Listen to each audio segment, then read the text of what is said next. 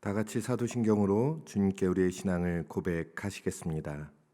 전능하사 천지를 만드신 하나님 아버지를 내가 믿사오며 그 외아들 우리 주 예수 그리스도를 믿사오니 이는 성령으로 잉태하사 동정녀 마리아에게 나시고 본디오 빌라도에게 고난을 받으사 십자가에 못 박혀 죽으시고 장사한 지 사흘 만에 죽은 자 가운데서 다시 살아나시며 하늘에 오르사 전능하신 하나님 우편에 앉아 계시다가 저리로서 산자와 죽은 자를 심판하러 오시리라.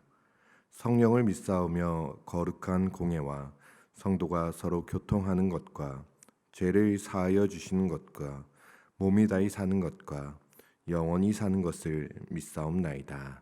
아멘.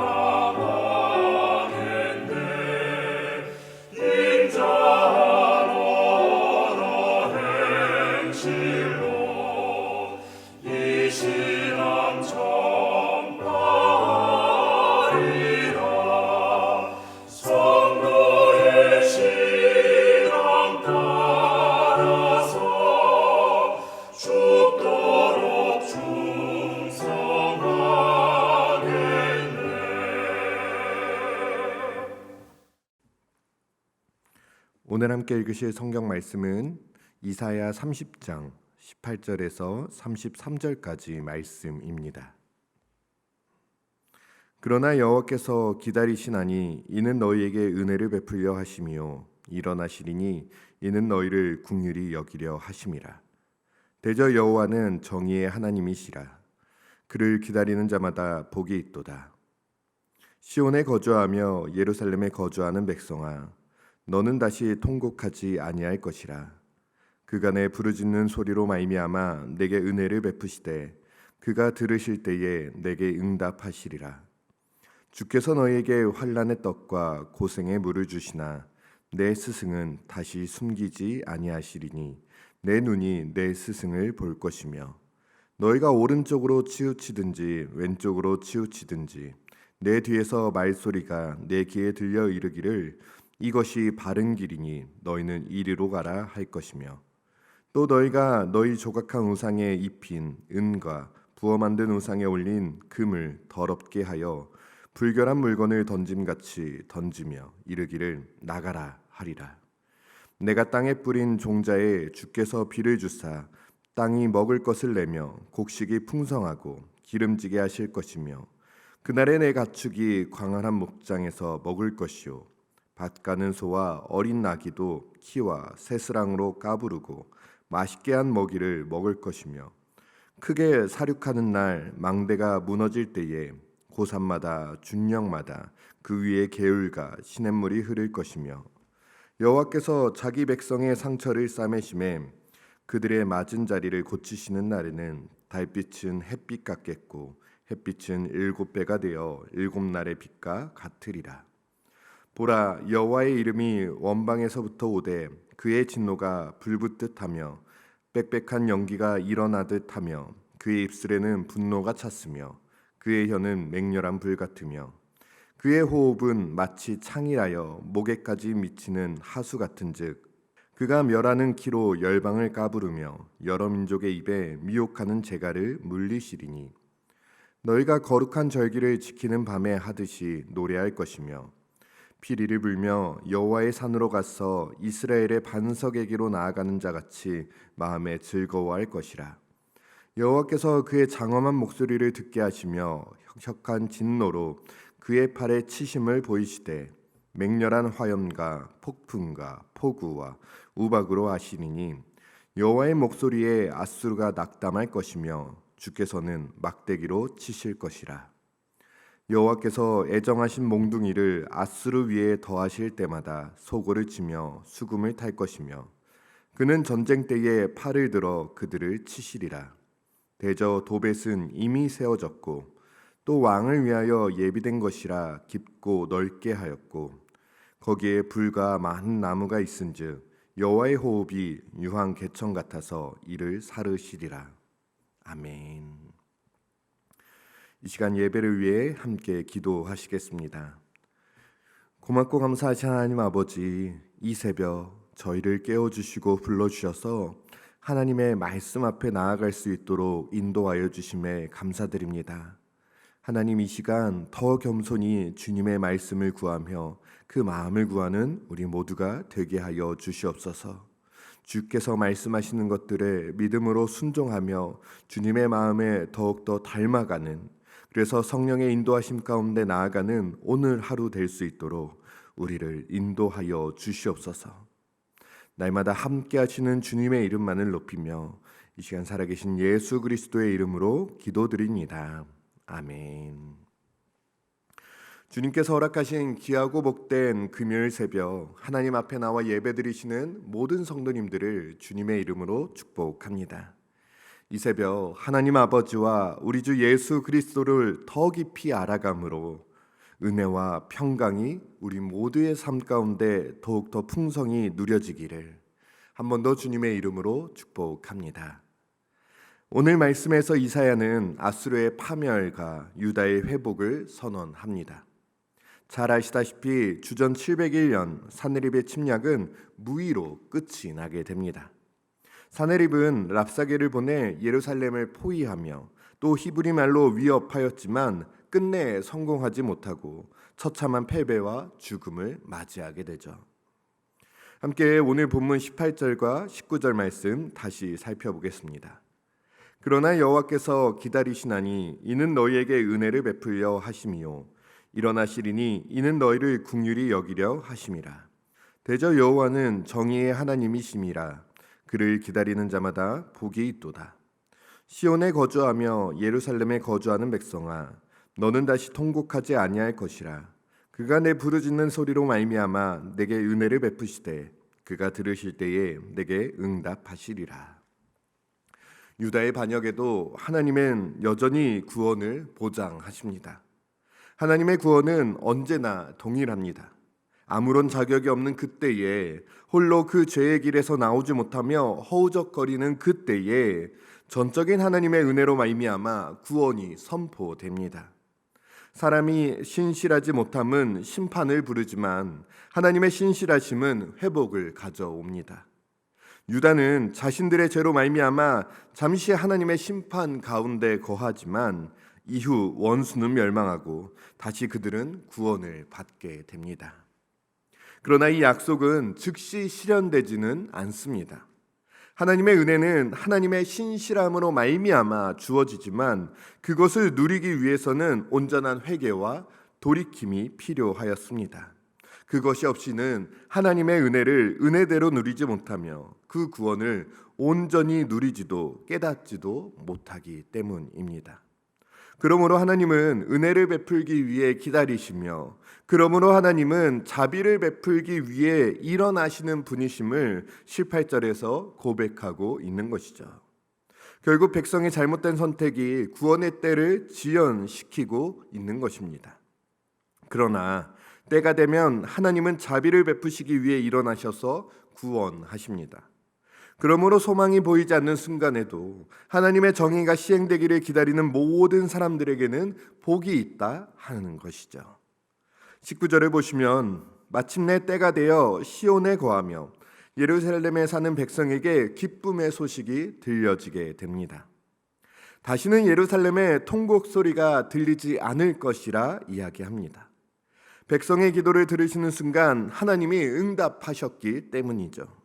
따라서 백성들은 자신들 스스로 그 길을 찾고 이겨나가려고 하는 것이 아니야 하나님만을 온전히 신뢰하며 그 신뢰하는 법을 배워가야 하는 것입니다. 이어서 말씀은 이러한 회복은 고난의 시간을 통한 후에 주어진다 알려줍니다. 함께 20절과 21절 말씀 다시 읽어보겠습니다. 주께서 너희에게 환난의 떡과 고생의 물을 주시나 내 스승은 다시 숨기지 아니하시리니 내 눈이 내 스승을 볼 것이며 너희가 오른쪽으로 치우치든지 왼쪽으로 치우치든지 내 뒤에서 말소리가 내 귀에 들려 이르기를 이것이 바른 길이니 너희는 이리로 가라 할 것이며. 잠시 주님은 유다 백성에게 환난의 떡과 고생의 물을 주십니다. 사실 그들이 살아가는 일상 자체가 고난이었습니다. 실제로 아수르의 포위를 받아 굉장히 힘든 시간을 보내었습니다. 그럼에도 더는 스승이 숨지 않는다 말씀은 이야기합니다. 이 스승이 누구인지는 명확하지 않으나 유다 백성이 직접 보고 그분의 올바른 가르침을 받으리라는 점은 분명해 보입니다. 또한 하나님이 그들 가운데 임재하시어 목소리를 들려주시며 그들의 길을 친히 인도하십니다. 혹 유다 백성들이 잠시 오른쪽이나 왼쪽으로 치우칠지라도 하나님은 뒤에서 그들이 충분히 들을 수 있는 상황 속에서 바른 길로 안내하실 것이라 이야기합니다. 그리고 이러한 결과로 22절에서는 그들의 삶에 남아있던 그 모든 헛된 우상들이 흔적도 없이 사라질 것이라 이야기합니다. 또 너희가 너희 조각한 우상에 입힌 은과 부어 만든 우상에 올린 금을 더럽게 하여 불결한 물건을 던짐같이 던지며 이르기를 나가라 하리라. 백성은 자기 은으로 입혀 새긴 우상들과 자기 금으로 만든 모든 신상을 더럽게 여기며 제거합니다. 지금껏 신으로 섬겨온 대상들을 더럽고 불결한 물건처럼 던지며 완전히 제거한다는 것이죠. 우상의 형체뿐 아니라 그 잔여물까지도 제거함으로써 다시는 사용할 수 없도록 만듭니다. 이처럼 유다 백성은 하나님의 능력을 깨닫는 순간 우상의 무력함을 인식하고 우상을 제거하는 구체적인 행동을 이어갑니다. 이러한 모습에 이어서 하나님은 백성들에게 참된 풍요를 약속하십니다. 23절부터 26절까지 말씀입니다.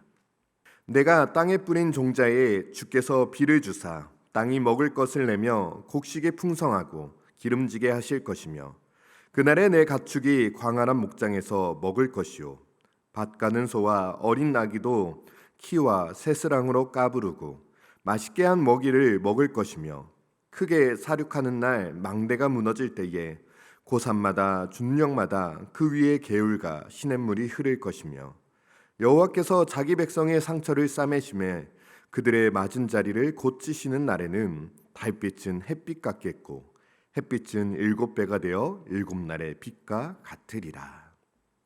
우상이 풍요를 준다고 믿었던 그 땅에서 우상이 사라지고 참된 여호와의 능력을 덧입게 됩니다.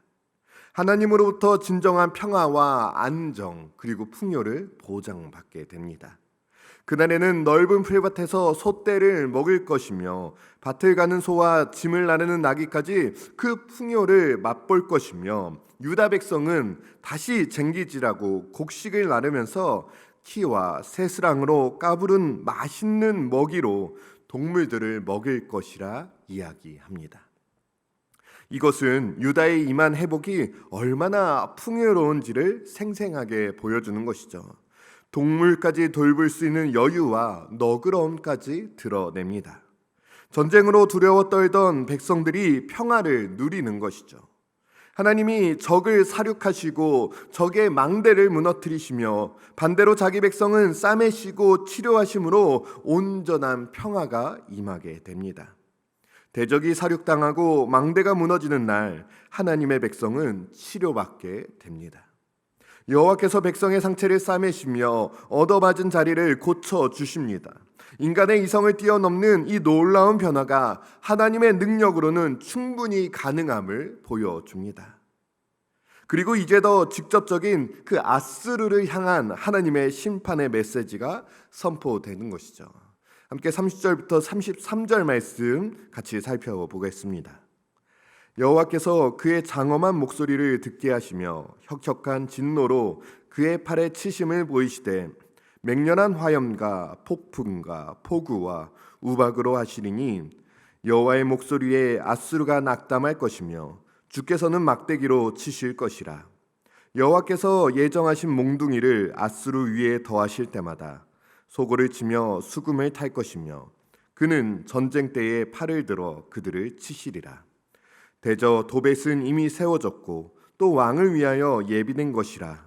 깊고 넓게 하였고 거기에 불과 많은 나무가 있은즉 여호와의 호흡이 유황 개천 같아서 이를 사르시리라.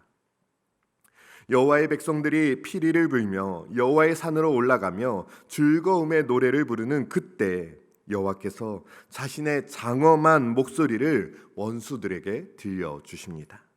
또한 맹렬한 분노와 모든 것을 삼킬 듯한 불끝으로 이 땅을 내리치는 하나님의 팔을 보이시며 폭풍과 폭우와 우박으로 심판하시는 하나님의 모습을 드러내십니다. 앞서 나타났던 자연재해가 유다를 향한 경고였다면 지금의 모습은 아스루를 향한 심판으로 작동합니다. 때문에 31절을 보시면 여호와의 목소리를 들은 그 아스루는 공포에 떨며 낙담하게 됩니다. 그뿐 아니라 하나님은 지팡이로 그들을 치신다 말씀하시죠. 한때 아스루는 하나님이 자기 백성을 징계하실 때 사용하는 막대기, 도구였습니다. 그러나 교만해진 지금은 도리어 다른 막대기의 심판을 받게 되는 처지가 되는 것입니다. 심지어 하나님은 아스루를 심판하기 위해 징계의 몽둥이를 오래 전부터 예정해 두셨다 말씀하십니다. 이는 아스루의 멸망이 오래된 하나님의 계획이었음을 또한 볼 수 있는 것입니다. 하나님은 갖가지 방법으로 아스루를 무너뜨리시며 유다 백성이 진정으로 신뢰해야 할 분은 오직 온 세상의 주권자이신 여호와 하나님뿐임을 다시금 보여주십니다. 33절에 나오는 도벳은 어린아이를 희생제물로 바쳤던 그 잔인함과 잔혹한 우상숭배가 가득 찬 곳이었습니다. 하나님은 그 우상숭배가 만연하였던 그곳에서 아수르를 심판하시며 도리어 그들이 희생제물로 드려지게 될 것임을 이야기하십니다. 하나님의 때를 안다는 것은요, 참 쉽지 않습니다. 지금 당장 내 삶이 무너질 것 같은데, 지금 당장 이 문제가, 이 어려움이 해결되지 않으면 모든 것이 끝날 것 같은 그때에 하나님의 때를 기다린다는 것, 잠잠히 머무른다는 것은 정말 어려운 것 같습니다. 그러니까 유다는 애굽을 찾았으며 우리는 다른 어떤 해결책을 찾아 하나님을 떠날 때가 많이 있는 것이죠. 우리가 여전히 하나님의 때에 하나님 안에 거할 수 있는 가장 중요한 요소는 그 하나님의 성품을 의지하는 것입니다. 하나님이 어떠한 분이신지를 온전히 고백하는 것입니다. 여전히 긍휼을 베풀기 원하시는 하나님, 여전히 나를 포기하지 않으시는 하나님, 여전히 가장 좋은 길로, 가장 선한 길로 나를 인도하시며 나와 동행하기 원하시는, 나를 사랑하시는 그 하나님의 성품을 의지하는 것입니다. 그리고 그 하나님이 오늘도 우리의 모든 상황을 바꾸시며 역전시키시며 그 모든 주권과 능력이 하나님께로부터 말미암음을 고백하는 것입니다. 사랑하는 성도님들, 여전히 하나님은 우리를 기다리고 계십니다. 그리고 그 하나님은 정의의 하나님이시며 때문에 성경은 그 하나님을 기다리는 자마다 복이 있다 이야기합니다. 오늘 이 복을 누리시는 하루 되시기를 주님의 이름으로 축복합니다. 마음이 흔들리고 눈앞이 캄캄해지는 어려움 속에서도 그 정의의 하나님, 구원의 하나님, 그 긍휼의 하나님께서 우리의 삶을 덮고 계심을 기억하며 담대하게 걸어가는 하루 되시기를 다시금 주님의 이름으로 축복합니다. 함께 주기도문 하심으로 예배 마치겠습니다. 하늘에 계신 우리 아버지여, 이름이 거룩히 여김을 받으시오며 나라가 임하시오며 뜻이 하늘에서 이루어진 것 같이 땅에서도 이루어지이다. 오늘 우리에게 일용할 양식을 주시옵고 우리가 우리에게 죄 지은 자를 사하여 준 것 같이 우리 죄를 사하여 주시옵고 우리를 시험에 들게 하지 마시옵고 다만 악에서 구하시옵소서. 나라와 권세와 영광이 아버지께 영원히 있사옵나이다. 아멘.